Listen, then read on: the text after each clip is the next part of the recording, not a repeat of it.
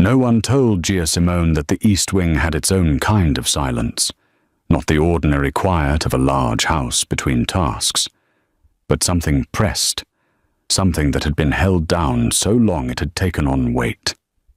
She had been scrubbing the marble floors for 3 days without hearing a single thing from behind the door at the end of the corridor, the door with no nameplate. The door the senior maid had pointed at on day 1, flat-voiced, the way you point at a scar. That room doesn't exist for you. Clean up to the doorframe. Stop there. Gia stopped there, until the morning her locket wasn't around her neck. She noticed it in the way you notice a missing tooth, reaching for it before she understood it was gone, fingers finding only the hollow of her collarbone. She retraced her steps through 3 rooms before she heard it. A thin, tinkling thread of melody, barely audible, coming from behind the door that didn't exist for her. Her mother's locket, its small music box mechanism, wound tight, singing inside a room she wasn't permitted to enter. She pushed the door open. The boy was sitting cross-legged on the floor, her locket cradled in both hands, his dark eyes enormous. He held it to his ear, the way you hold a shell to hear the ocean, not exploring it, but receiving it. His lips were parted. His whole body had gone utterly, profoundly still, as if the melody had reached inside his chest and taken hold of something that had been thrashing for a very long time. Then his face broke open. Not a polite smile, not the cautious upturn of a child performing for adults. It was the smile of someone returning from somewhere far away, wide-eyed, incredulous, helpless, the smile of a person who had given up expecting joy and just been ambushed by it anyway. Gia's breath caught in her throat. She had been warned this boy didn't smile. She had been warned he didn't look at people. She had been warned about a great many things in this house, and she was beginning to understand that every single warning was actually a grief, wearing authority's clothing. Behind her, a sound she hadn't heard before. Nothing. Not silence. The absence of breathing. She turned. Alexander Buffon stood in the hallway, 300 pounds of reputation, tailored charcoal, and controlled menace, with one hand pressed flat against his own sternum, as though he were trying to hold something in. His jaw was working. His eyes were fixed on his son's face, with the specific, terrible focus of a man watching something he had stopped believing in. He didn't look like the most dangerous man in the city. He looked like a father who had forgotten what his son's face looked like when it was lit from the inside. Neither of them spoke. The locket played its small, ancient melody into the silence between them, and Jeremiah Buffon, who had not smiled in 2 years, not for the specialists or the therapists or the father who would burn the world down for him, tipped his head back and laughed. Tell me where you are listening from in the comments, and hit the subscribe button so you don't miss the next story. Let's begin. She was certain she was going to be fired. Or that certainty settled into her bones somewhere around 3 in the morning and was still there at 7 when the knock came. Not from a maid or a butler, but from the head of household security himself, a broad-shouldered man with a stillness about him that suggested he had delivered worse news than a summons. He told her Mr. Buffon would see her at 8. He didn't say why. He didn't have to. Gia pressed her uniform flat with both palms, checked that the locket was fastened at her collar, and told herself that being fired wasn't the worst thing that could happen to a person. She had been let go before. She knew how it felt. The careful, corporate language, the envelope with 2 weeks' pay, the walk to the bus stop with everything you owned in one bag. She was practiced at it. She could survive it again. The study was nothing like the rest of the house. Where the corridors ran cold and sculptural, calculated to impress, Alexander Buffon's study was worn at the edges, Books pulled and replaced so many times their spines had softened, a desk that had clearly been chosen for use rather than appearance. A single lamp casting amber light across a room that smelled of old paper and something heavier underneath. Something private. He was already seated when she entered, and he did not invite her to sit. He simply looked at her for a long moment, the way a man looks at a problem he hasn't solved yet. Then he asked her where she grew up. The question was so far from what she expected that she answered it honestly before she could think better of it. Foster care, she told him. 4 homes across 2 counties. She had aged out at 18 with a duffel bag and a social security card, and a locket her caseworker had pressed into her hand, the one thing recovered from her mother's apartment after Lena Simone had died of a sudden illness when Gia was 12. He asked about her qualifications. She told him she had none, at least not the kind he was thinking of. She had cleaned houses since she was 19.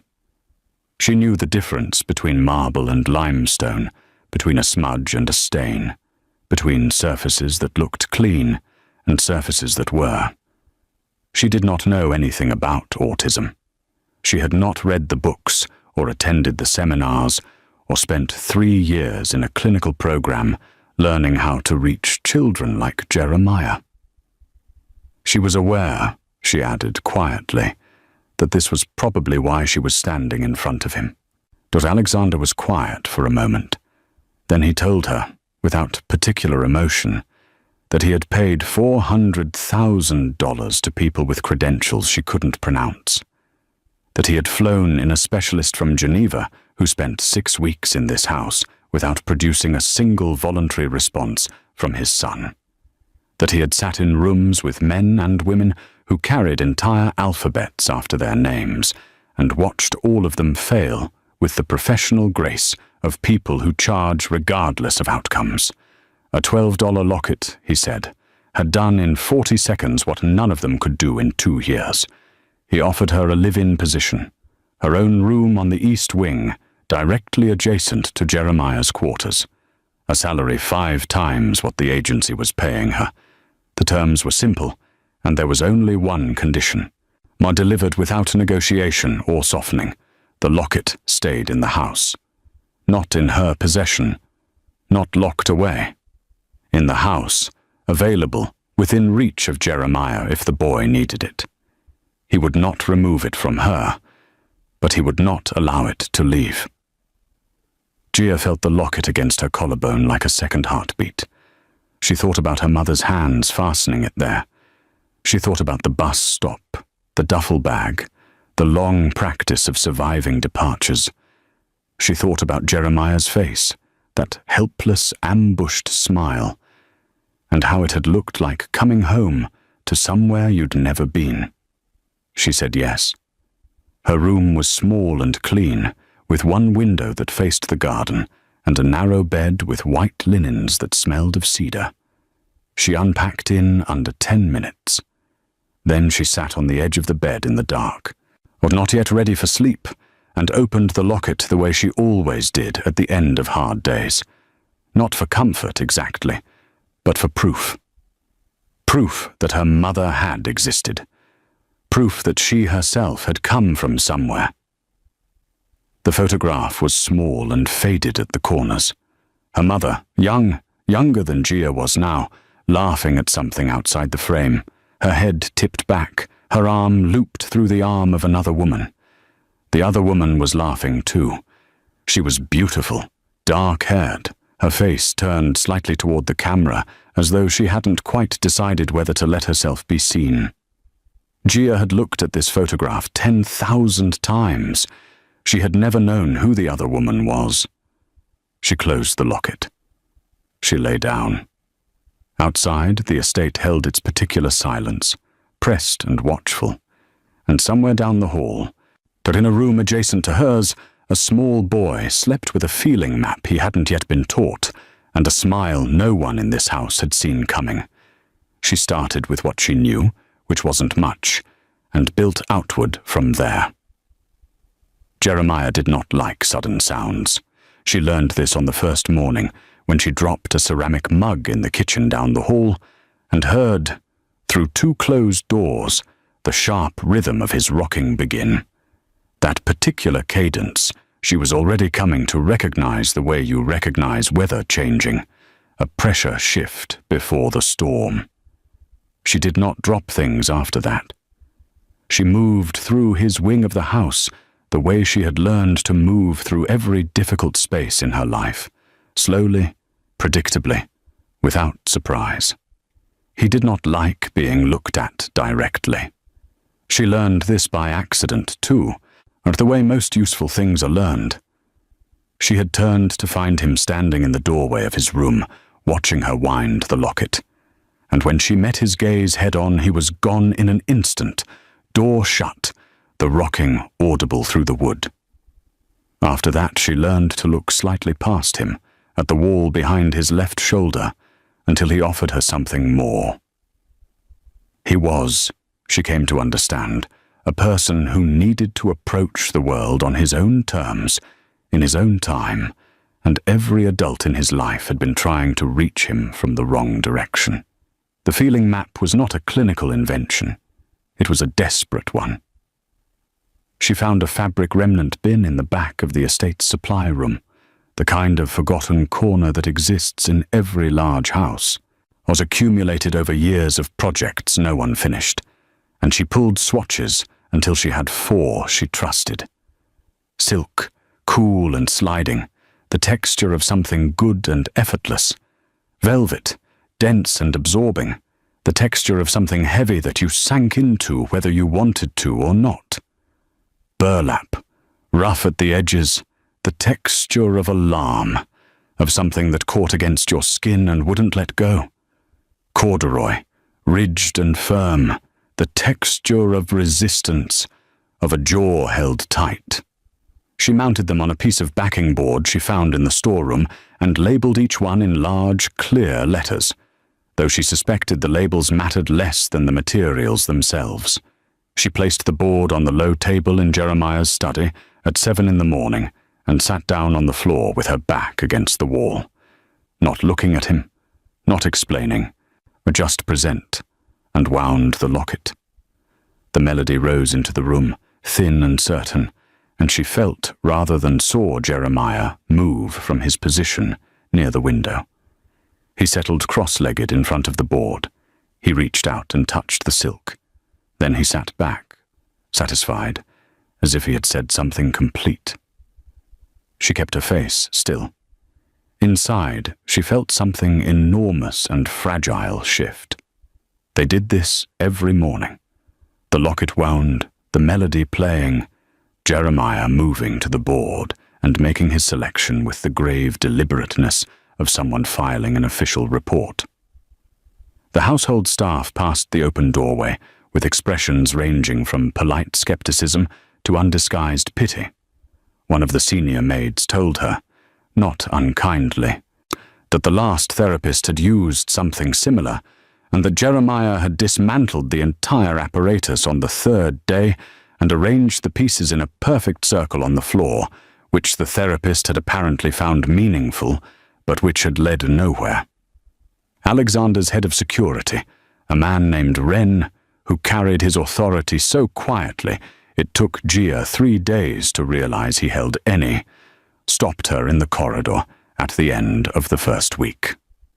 He told her, without malice, that Mr. Buffon's patience had a shape to it, that it was not unlimited, and that she should understand the difference between being given an opportunity and being given permanence. She thanked him and continued down the hall. That same afternoon, Jeremiah reached for silk before she even crossed the threshold. His hand found the swatch at the exact moment she appeared in the doorway, as though he had been waiting, as though her arrival was the thing the silk was for. When she left an hour later, she heard, just before the door clicked shut behind her, the soft, deliberate drag of his fingers across velvet. She did not know that Alexander watched the security footage each night. She did not know he rewound the same moments repeatedly. his son's hand moving to silk, unhesitating, certain, or that he sat in the amber lamplight of his study afterward, with a glass he increasingly forgot to refill. She did not know that something had cracked open in him the morning after she arrived, something he had spent 2 years successfully suppressing, and that watching his son reach for happiness with the same quiet confidence other children use to reach for toys was costing Alexander Buffon more than anything he had ever paid for. He was not sleeping. He told himself it was the pressure of business, the usual machinery of his world grinding against itself in the dark hours. He did not examine the alternative too closely. Some doors, he had learned, were easier left shut. He was beginning to suspect this one had already opened. It took her 11 days to notice what should have been obvious from the beginning. The fabric swatches were working. Jeremiah was communicating through them with increasing confidence, his selections growing more nuanced, more specific, sometimes combining 2 textures in a way that Gia had begun to interpret as compound feelings, or the way a person might say, mostly fine, but not entirely. This was remarkable. She knew it was remarkable.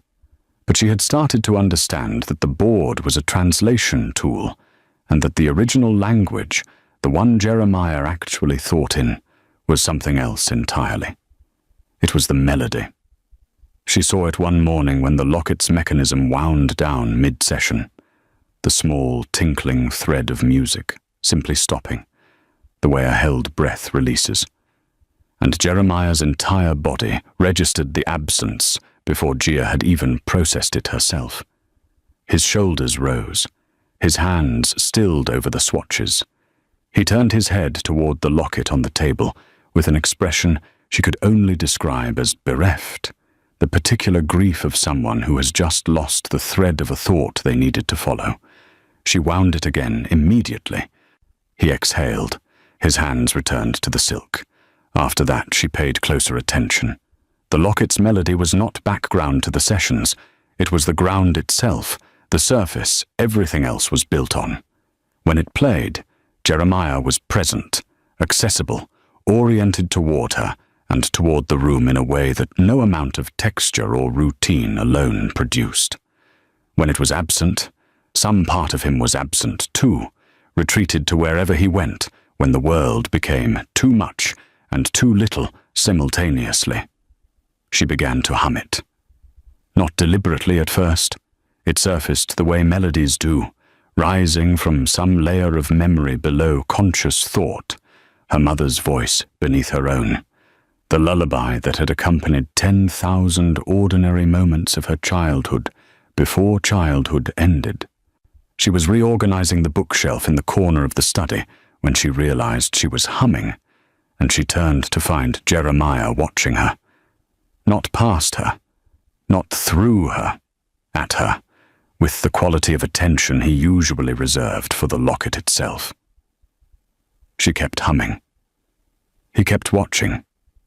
And then, with the gravity of a formal decision, he crossed the room and sat down directly in front of her, closer than he had ever voluntarily positioned himself to another person, and closed his eyes. She hummed the lullaby through twice, then a third time.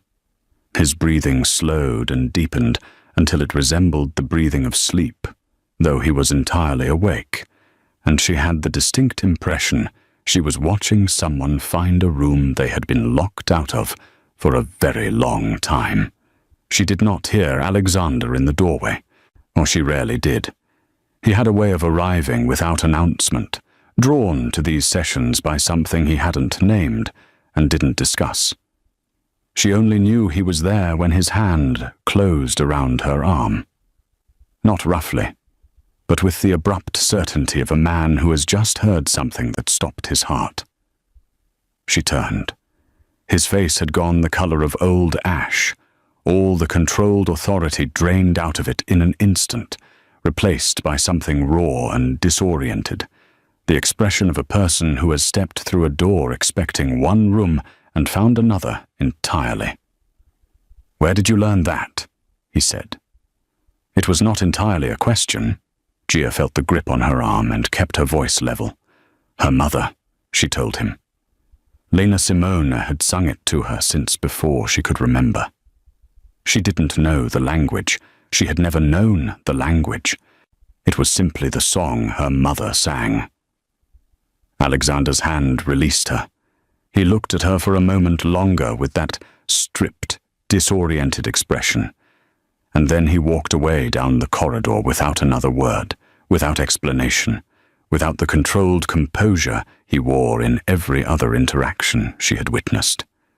He simply left, and the space where he had been standing felt altered, as though the air itself was still adjusting. She did not sleep well that night. Near midnight she heard it, faint, filtering through the walls and corridors from somewhere in the main house. A piano played haltingly, with the careful tentativeness of someone reconstructing something from memory rather than reading it from a page.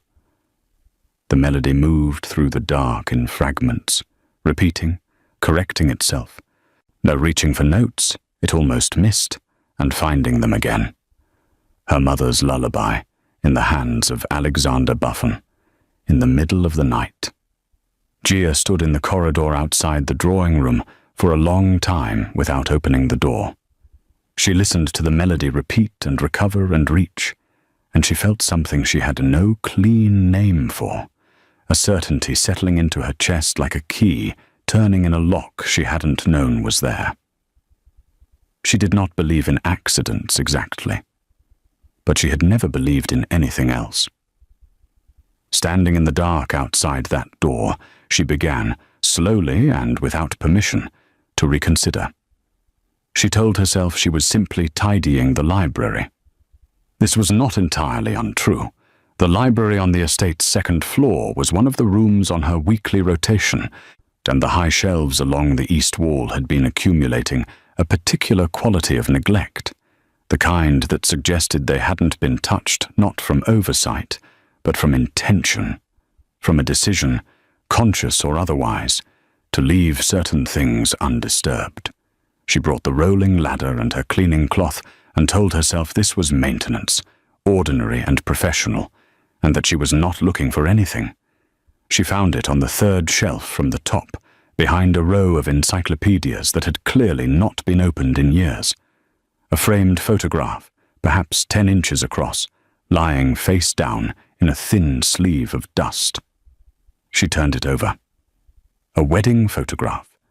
Alexander, younger but recognizable, the same set to his jaw, the same quality of contained force, though something in his eyes that day had been permitted to show itself that she had never seen in the man she worked for now. Beside him, a woman in ivory, dark-haired, luminous, her face turned slightly toward the camera with an expression of such uncomplicated joy that it read almost like a different emotional language than anything Gia had encountered in this house. She recognized her immediately, not from the wedding dress or the setting or the man beside her, from the turn of her head, from the way her chin lifted when she laughed, from the particular quality of her presence in a photograph, the sense that she had decided, at the last moment, to let herself be fully seen. Gia's hands were shaking before she understood why. She set the frame down on the library table and opened the locket with fingers that did not feel entirely steady, and she held the two photographs side by side in the amber light of the reading lamp. Her mother, young and laughing, arm looped through the arm of the dark-haired woman. The dark-haired woman, years later, in a wedding dress beside Alexander Buffon. The same woman. Decades apart, in two different lives, in two photographs that had never been meant to exist in the same room. Gia sat down because she needed to. She had spent 24 years carrying a photograph of her mother, standing beside a stranger.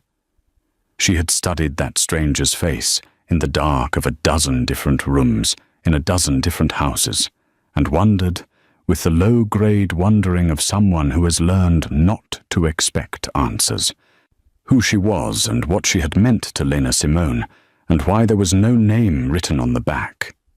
And now she was sitting in Alexander Buffon's library, holding the answer in both hands, and the answer was so large and so impossibly structured that she couldn't find the edges of it.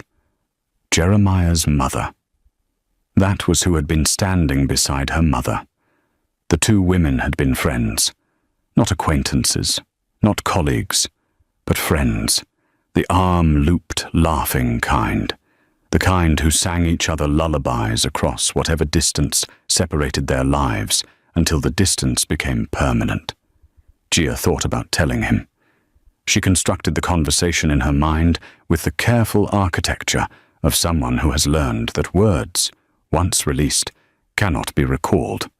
She imagined sitting across from Alexander in his worn study and explaining that the photograph in her locket had been solved, that the mystery of the melody had a source, that her mother and his wife had loved each other in some chapter of their lives that neither of them had ever spoken about to their children. She imagined how it would look, a woman with no family and no credentials who had arrived in his house without warning and slipped past every barrier he had erected around his son, now producing a photograph of his dead wife and claiming their mothers had been friends. She could hear the shape of his silence. She could see the controlled, terrible quality it would take on. She had spent enough of her life being the person who looked suspicious simply by existing in spaces she wasn't expected to occupy, and she understood, with a clarity that was almost cold, that the truth in this instance had the precise dimensions of a lie. She closed the locket. She replaced the wedding photograph face down on its shelf in its sleeve of dust and climbed down the ladder and finished cleaning the room. That afternoon, in the study, she wound the locket and sat with Jeremiah and said nothing about any of it. The session began as it always did. Melody rising, Jeremiah settling, the feeling map waiting on the low table between them. He touched silk, as he nearly always did when she arrived, with the matter-of-fact certainty of someone filing an accurate report. Then something shifted. He looked at the swatch for a moment. Then he picked it up, the entire piece, lifting it free of the board, and stood, and crossed the room, and placed it in Gia's open hand. Now she kept her face still and her breathing even. He went back to the board. He stood before it for a long moment, his hand moving slowly across the remaining textures with unusual deliberateness, as though the selection required more precision than usual. Then he lifted the velvet and brought it to her as well, and placed it beside the silk in her palm, and looked at her with his dark eyes, holding something that was not quite a question and not quite a statement, but existed in the specific register between them, the one they had been building together for weeks. She looked down at what he had given her, happiness and grief, side by side, in her hand. She understood. She understood exactly. She closed her fingers around both pieces of fabric, and she did not trust herself to speak. So she simply wound the locket again, and let the melody say what neither of them had words for, that some things were both at once, that joy and loss were not opposites, but neighbors, and that sometimes the person who reached you was the same person who reminded you, without meaning to, of everything you were still missing. She noticed him on the fourth day.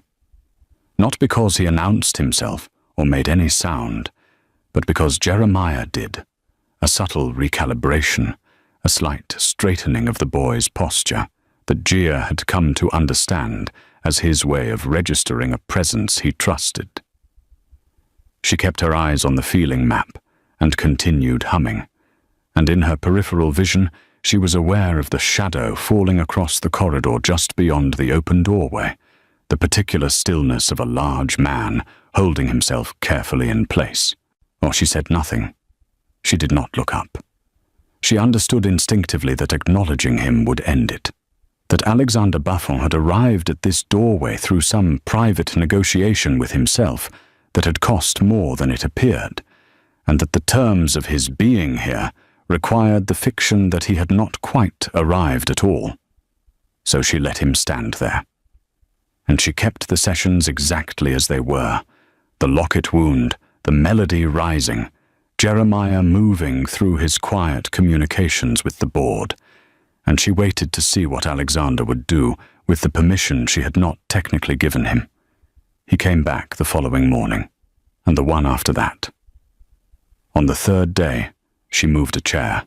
Nothing dramatic, simply repositioned one of the low reading chairs from its place against the far wall to a spot nearer the center of the room, angled slightly toward the doorway, as though it had been moved for practical reasons, having nothing to do with the man who stood outside it.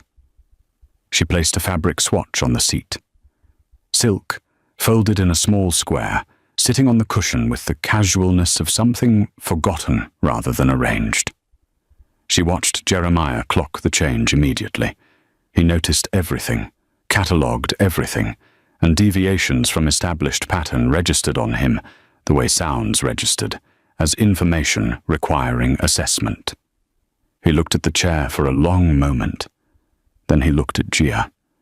She kept her gaze at the middle distance, humming, giving him nothing that constituted instruction. Whatever he decided about the chair was his to decide. He left it alone that day. And the next.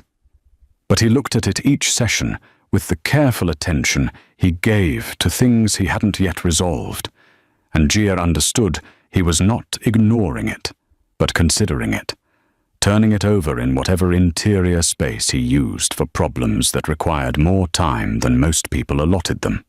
On the sixth evening, the light was different, late and amber, the kind that arrived in autumn through west-facing windows and made everything feel slower, more considered. Alexander was in the doorway earlier than usual. Jeremiah was at the feeling map, and the session had reached that particular quality of settled quiet that Gia had come to think of as its deepest register, the place where the boy was most fully present, most fully himself. Then Jeremiah stood. He walked to the chair in the center of the room. He picked up the silk swatch with both hands, holding it the way he held the locket, with care, with intention, with the gravity of someone transporting something that mattered. He turned toward the doorway. He walked to his father. He held the silk up. Alexander looked down at his son's upturned face, and the small square of fabric being offered to him with such complete and uncomplicated certainty, and something happened to his expression that Gia had no name for. It wasn't breaking exactly, because breaking implied something violent. And this was the opposite of violence. It was simply the removal of everything he had been holding in place for a very long time, falling away all at once, quietly, like a coat sliding from a chair. He went down to his knees on the hardwood floor. He took the fabric from Jeremiah's hands, and then he gathered his son against his chest, slowly, giving the boy every opportunity to resist or retreat, and Jeremiah did neither. He leaned in. His small hands found the lapels of his father's jacket and held on, and Alexander pressed his face into his son's hair and stayed there, motionless, in the amber light, as though he had finally reached the shore of something he had been swimming toward for 2 years without knowing if it existed. Gia had already stepped back into the corner. She pressed her shoulders against the wall and looked at the ceiling and breathed very carefully through her nose, which did not prevent the tears from arriving. Silent, unstoppable, entirely beyond her management. She was not crying for them exactly. She was crying for herself, for the recognition spreading through her chest like light through a cracked door, warm and terrible and irrefutable. She had spent her entire life loving things she could pack into a bag, things she could carry out without looking back, That would fit through any exit, that required no permanence and promised none. She could not pack this. She could not carry it anywhere. It was already too large, too rooted, too much hers in the way that the most dangerous things always were. Not because they had been chosen carefully, but because they had arrived before she could think to refuse them. She looked at the man on his knees, and the boy in his arms, and she understood with the quiet devastation of a person receiving news they already knew that she had stopped being a visitor in this house without noticing the moment it happened. The man who watched the Buffon estate from a distance did not look like someone who watched anything. That was, of course, the point. Felix Cora had spent 11 years as a private investigator, and before that, 7 more in an occupation he did not list on any document, and the skill that had kept him employed and breathing through all of it was the same skill that made him invisible at the corner table of the cafe across from the estate's service entrance. He looked like a man with nowhere particular to be, which was the most useful thing a person could look like in his profession. He had been retained 3 weeks ago by a man he knew only by reputation and by the particular quality of stillness that very dangerous people cultivated, the way certain animals went quiet when they were deciding. The instructions had been precise. Background on the Maid, everything available, quietly. Felix Cora was very good at quietly. The man who had retained him was not watching the estate himself. He didn't need to. Uldrich Solon, known in the overlapping world he occupied by a name he had not been born with and would not be buried under, had other sources, and had been receiving their reports for months with the patient accumulation of a man who understood that leverage was not found, but grown, tended in the dark, until it was ready. The report that had finally drawn his full attention arrived on a Tuesday evening in an unmarked envelope delivered by a kitchen worker named Pell, who had been in Aldrich's quiet employ for 14 months, and who understood the terms of that arrangement with crystalline clarity. Pell's note was brief. The maid Alexander had installed on the east wing had become something more than a maid. The boy had responded to her in ways no professional had achieved. Alexander reviewed security footage nightly. He had stopped his customary evening meetings on 3 separate occasions to be present in the house during her sessions with the child. He had been seen, by Pell, on his knees in a corridor, and the maid had been crying in a corner, and the boy had been held, and the whole scene had the terrible soft quality of something healing. But Aldrich read this report twice. Then he set it face down on his desk and looked out the window for a long time. He was not a sentimental man. He had no particular investment in the grief of Alexander Buffon's son, or the source of its partial resolution. What he had was an instinct, honed by decades of navigating a world built on pressure points, that a man who had been emotionally impermeable for 2 years and had now located something to lose was an entirely different kind of opponent. More dangerous in some respects, considerably more vulnerable in others. He called Felix Cora and told him to go deeper. The trail of Lena Simone was not difficult to follow, for a man who knew which doors to open and which records predated, therefore required physical retrieval from archive facilities, where the overnight staff were modestly paid and not unreasonably persuaded. Felix worked for 9 days and assembled what he found with professional thoroughness, including the parts that surprised him.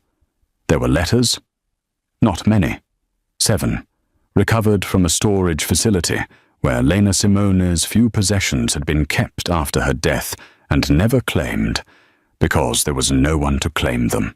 They were addressed to a woman identified only by a first name that meant nothing to Felix, until he cross-referenced it against the estate's records and understood what he was looking at. The letters were personal, warm, confiding.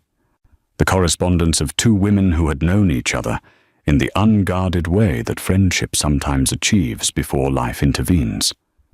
Some contained references to the writer's circumstances, to difficulties, to things she was afraid of.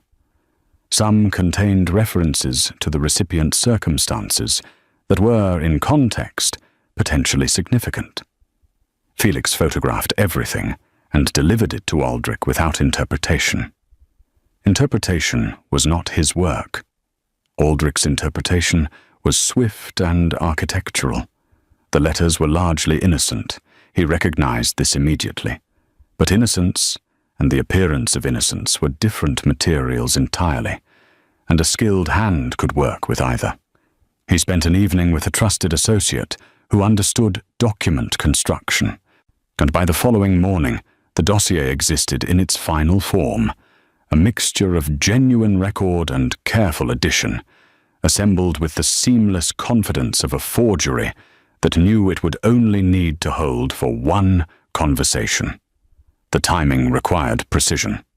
Alexander's territorial negotiation with the northern families was scheduled for the following month, a meeting that had been 3 years in structuring, and that required Alexander to enter the room as a man in complete control of his house, his mind, and his considerable capacity for cold decision-making. A man managing an emotional crisis would be a different negotiator entirely. A man who had just discovered that the person closest to his son's recovery might be a planted infiltrator, to carrying a photograph of his dead wife and a history of convenient access. That man would arrive at the table diminished, reactive, stripped of the composure that constituted his primary advantage. Aldrich sealed the dossier and set it aside with the care of someone placing a tool back in its case after confirming it was ready. He was a patient man. He had waited this long. He could wait 3 more weeks for the precise moment when Alexander Buffon's world was most required to be steady, and hand him instead the thing most likely to make it shake. The meeting had been arranged as a courtesy, which meant it was neither courteous nor a meeting in any ordinary sense. It was a delivery, dressed in the language of diplomacy. But they sat across from each other in a private room above a restaurant that served as neutral ground by long-standing convention. A geography of truce that both men understood was provisional and entirely dependent on the behavior of whoever sat down with less to lose. Aldrich Solon arrived first, which was intentional. He was composed, well-dressed, and possessed of the particular ease that belongs to men who have already decided how a situation will end. Alexander arrived knowing something was wrong. He had known it from the moment the meeting was proposed. The framing had been too careful, the stated agenda too thin, the whole structure of the invitation carrying the faint smell of prepared ground. He sat down with his hands loose on the table and his face giving nothing, which was the only armor he trusted in rooms like this one. That they spoke about the negotiation for 11 minutes. Aldrich was thorough and apparently genuine, raising procedural points that required real engagement, and Alexander gave him that engagement with the focused patience of a man who had not yet shown his hand because he had not yet seen the other. Then Aldrich reached into the leather case beside his chair and placed a manila folder on the table and slid it across with the unhurried confidence of a man serving a course he had prepared carefully and was certain of. Alexander looked at it. He opened it. He read without expression, which cost him more than it had ever cost him to maintain composure in any room he could remember. The documents were organized with precision. Background records, a timeline, transcribed correspondence, and at the center of it, reproduced and enlarged, a photograph he recognized immediately, despite never having seen the original. His wife, young and bright-eyed, arm in arm with a woman he did not recognize, both of them laughing at something outside the frame. Below it, a second photograph, the same unknown woman, older, her face visible in profile, inside a small open locket held by a pair of yellow-gloved hands. He turned pages. He read dates. He read a timeline that placed Gia Simone's application to the domestic staffing agency 6 weeks after a surveillance report on the estate's security rotation. He read suggested correspondence between Lena Simone and parties unnamed, referencing details about Alexander's operations that could only have come from inside his world. Or he read the architecture of a conspiracy assembled with enough genuine material to make the fabricated portions invisible. Aldrich watched him read and said nothing until Alexander closed the folder. Then he said, with the measured calm of someone delivering a verdict they had practiced, that Alexander's wife's secrets were walking around his house in a maid's uniform, and that he had let her hold his son. The silence that followed lasted approximately 4 seconds. Alexander picked up the folder, placed it in his jacket, and stood. He thanked Aldrich for his time in a voice that contained nothing. He walked out of the restaurant and into the car waiting at the curb and sat in the back for the entire drive home with his hands folded in his lap and his jaw set in a way that the driver, who had worked for him for 9 years, recognized and did not comment on. He did not go to her immediately. That was the most frightening thing. Even furious, even hollowed out by what he had read, Alexander Buffon was methodical. He summoned Wren and requested every second of security footage from Gia's first day of employment. He retrieved her original background check and the agency's intake records. He spread everything across his desk beside the dossier and spent 2 hours cross-referencing with the systematic attention of a man who had built an empire on the ability to distinguish genuine threat from manufactured one. The problem was that the dossier was good. Aldrich's associate had been skilled enough to leave the seams invisible and the genuine material, the photograph, the lullaby, and the undeniable connection between Lena Simone and the woman Alexander had buried was real enough to make everything surrounding it feel real as well. The facts aligned, not perfectly, not without gaps, but enough. Enough to plant the question. Enough to make 2 months of careful observation curdle in his memory into something that looked, under this new light, like practiced performance. He thought about Jeremiah reaching for silk. He thought about Jeremiah's hands on his lapels. He thought about the feeling of his son's weight against his chest for the first time in 2 years, and what it would mean if all of it had been constructed by someone who understood exactly which door in this house had no lock. He was at Gia's door before he had fully decided to be there. He opened it without knocking, or she was awake, sitting on the edge of the narrow bed, the locket in her hands, her face unguarded in the way it only was when she believed herself unobserved. She looked up and saw his expression and went very still. He threw the dossier onto the bed beside her. He told her she had 60 seconds to explain why her mother was in a photograph with his dead wife before he did something they would both regret. She did not beg. She did not flinch. She picked up the dossier from where it had landed on the bed beside her, and she read it. Not quickly, not performatively, but with the focused stillness of someone who has learned that the most important thing you can do when the ground shifts is make sure you understand what you are actually standing on. As Alexander stood in the doorway and watched her read, and the quality of his silence was the most dangerous thing in the room. When she finished, she set it down. She looked up at him and said, quietly and without heat, that half of what he was holding was real, and half of it had been constructed specifically to make him destroy the only good thing happening in his son's life.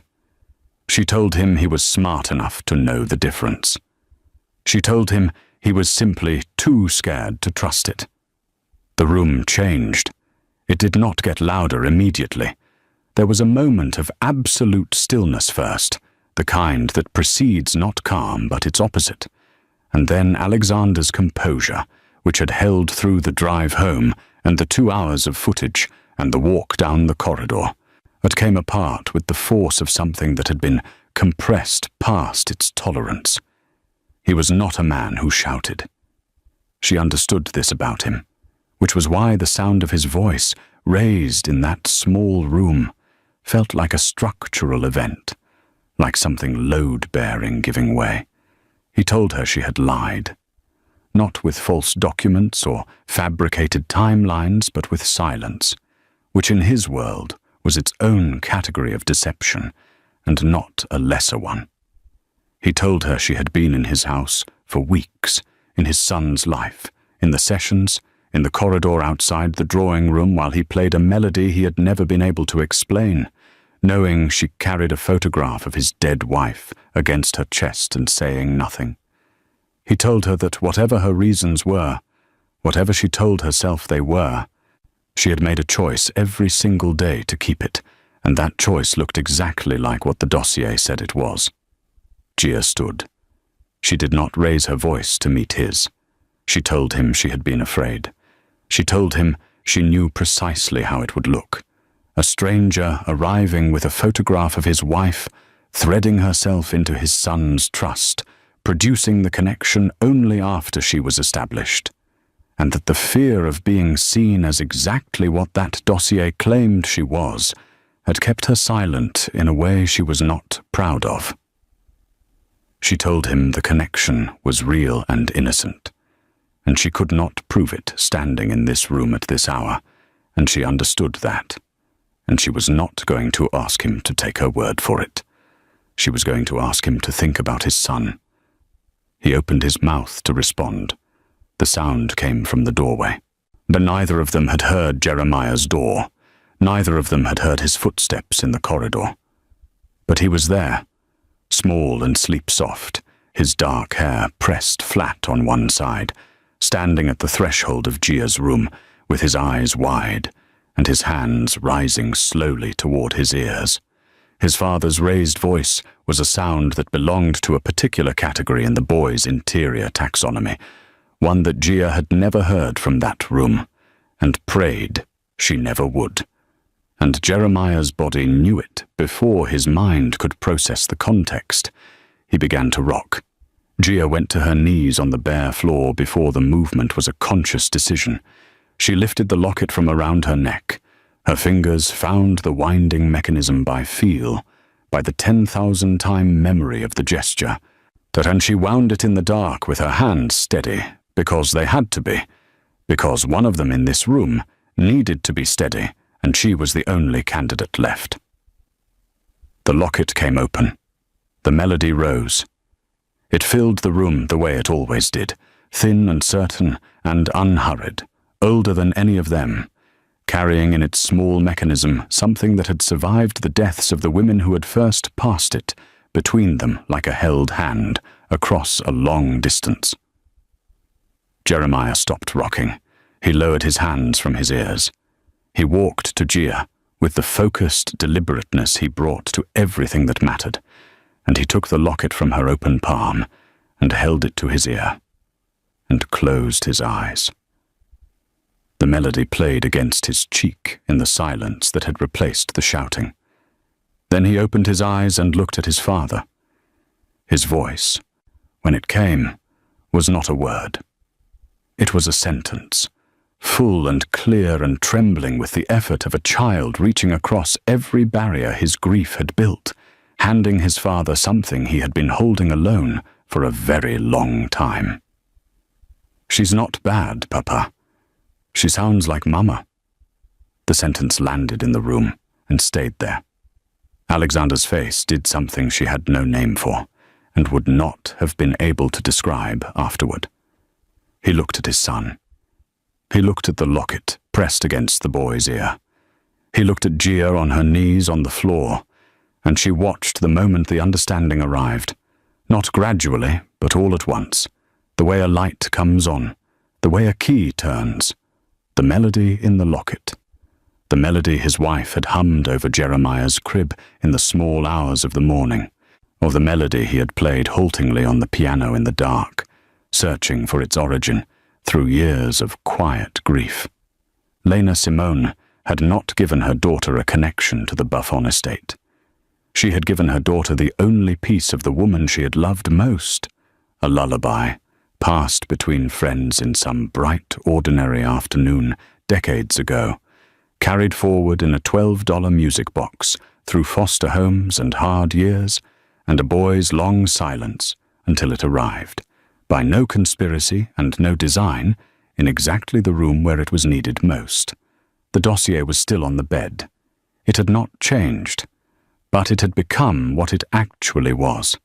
Paper, dressed as truth, built by a man who understood that the most effective weapon against something real was a version of it that looked more plausible.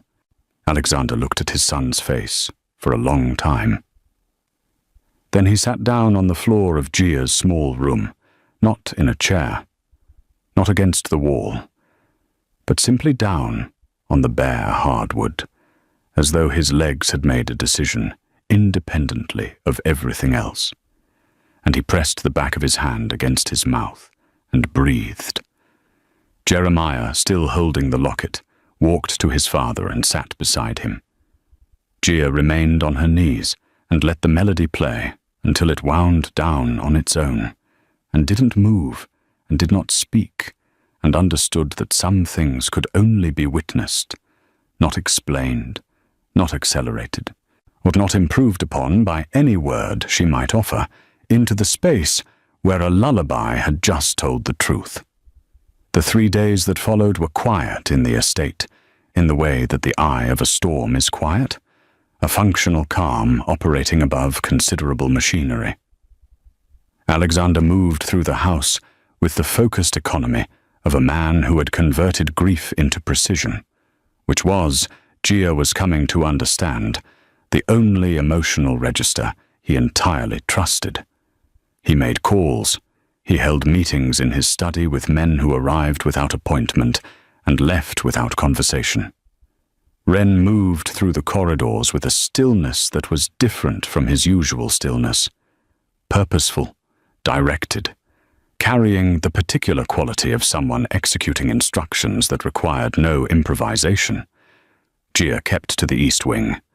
She held her sessions with Jeremiah and wound the locket each morning and let the melody do what it did, and she did not ask questions about what was happening in the rooms she wasn't permitted to see. She already knew the shape of it. She had read the dossier carefully enough to understand what Aldrich Solon had built, and therefore what dismantling it would require, and she trusted that Alexander Buffon had not maintained his position in a world built on leverage and consequence by being anything less than surgical when the situation required it. She heard afterward, through the careful economy of Wren's reporting, that the council had convened on the second day, that Alexander had presented the forged elements of the dossier alongside the genuine records, were laying them against each other with the methodical clarity of a man who has done his homework and intends for that to show, that Pell's cooperation had been secured, and his testimony had confirmed the origin of the internal intelligence, that the council, composed of men who had built their collective order on the understanding that certain lines, children, grief, the weaponization of a father's love for a damaged son, existed precisely because their violation made the entire structure untenable, had reached its conclusion without extended deliberation. Aldrich Solon lost his seat on the third day. His territory followed. His protection, which had been conditional on that seat, dissolved with the efficiency of something that had never been unconditional to begin with. He left the city by the end of the week, and the particular silence his absence created was the silence of a door closing on a matter that was finished. Alexander came home on the evening of the third day and found Gia's bag on the bed. She was folding things into it with the practiced efficiency of someone who had packed under difficult circumstances enough times to have removed all hesitation from the process. She heard him in the doorway and did not stop. She told him, without turning around, that she would not stay in a house where she was not trusted. She told him this without accusation, plainly, the way she said most things, as a statement of fact about herself rather than a verdict on him. He did not argue. He did not reach for his wallet or begin the architecture of an improved contract. While he came into the room and sat down on the floor beside the narrow bed, the most powerful man in the city, in his tailored jacket, on bare hardwood, and he began to talk. He told her about Natalie. Not the version of Natalie that existed in the estate's careful silences and the dust-covered photograph in the library, but the real one, the woman who had hummed a lullaby over Jeremiah's crib in the first months of his life, who had sung it so consistently and with such specific tenderness that the melody had become, for that infant, the sound of safety itself. He told her that after Natalie died, he had searched for the lullaby's origin with the same methodical patience he brought to everything, because understanding it felt like understanding a piece of her he hadn't been given access to, a room in her interior life she had never taken him into. He had found nothing. The melody had no traceable source he could locate. It had seemed to belong entirely to Natalie, to have arrived with her from some place he couldn't reach. He told her that a maid had dropped a locket in his son's room, and the room had given him the answer. He told her that her mother had given Natalie something he had never been able to give her himself, a friendship that existed entirely outside his world, untouched by its darkness, uncomplicated by its demands, a place where Natalie could have been simply herself, before she became his wife and the mother of his son, and the woman who carried the weight of both those things with a grace he had not always deserved. Lena Simone had held that for her. And now, without knowing what she was doing or what house she was walking into, or what thread she was following home, Lena Simone's daughter had given Jeremiah the same thing. He was not asking her to stay as an employee. He was asking her to stay as family. He said the word simply, without ornament, the way a man says a word he has turned over many times before deciding it is the right one. Gia looked down at the locket in her hand, the photograph inside, her mother's face, and beside it, the face of the dark-haired woman she now knew, looked back at her with the particular quality of people captured in a moment of complete happiness, unaware of everything that was coming, unconcerned with it, belonging entirely to the afternoon they were standing in. Two women who had loved each other across every boundary the world had placed between them. Or different lives, different worlds, different endings, and between them, surviving all of it, a song. She put the bag down. The following morning, Jeremiah found her in the study before she had finished winding the locket. He came in without his usual careful assessment of the room, without the measured approach of someone deciding whether the space was safe. He simply arrived, the way he had begun to arrive in recent days, with the ease of a person going somewhere they have already decided belongs to them. He went to the feeling map. He lifted the silk swatch with both hands and brought it to her, placed it in her palm with the grave deliberateness she had loved from the beginning, and went back. He stood before the board for a long moment. His hand moved slowly across the textures, past velvet, past burlap, or past corduroy, to the far corner, where a small square of fabric had been pinned in the earliest days of the map's construction, almost as an afterthought, labeled in her handwriting in letters she hadn't expected him to need for a very long time. Soft white cotton, the texture of ordinary mornings, the texture of a place that asked nothing of you, except that you remain. He lifted it carefully. He carried it across the room and placed it in her palm, beside the silk, and then he closed her fingers around both pieces with his small, certain hands. Happiness and home held together. and looked up at her. His hands moved. The sign she had taught him in the very first week, demonstrated once and never reinforced, the one she had offered the way you plant something without knowing if the ground will hold it. Stay. Morgia looked at his face and felt something in her chest complete itself.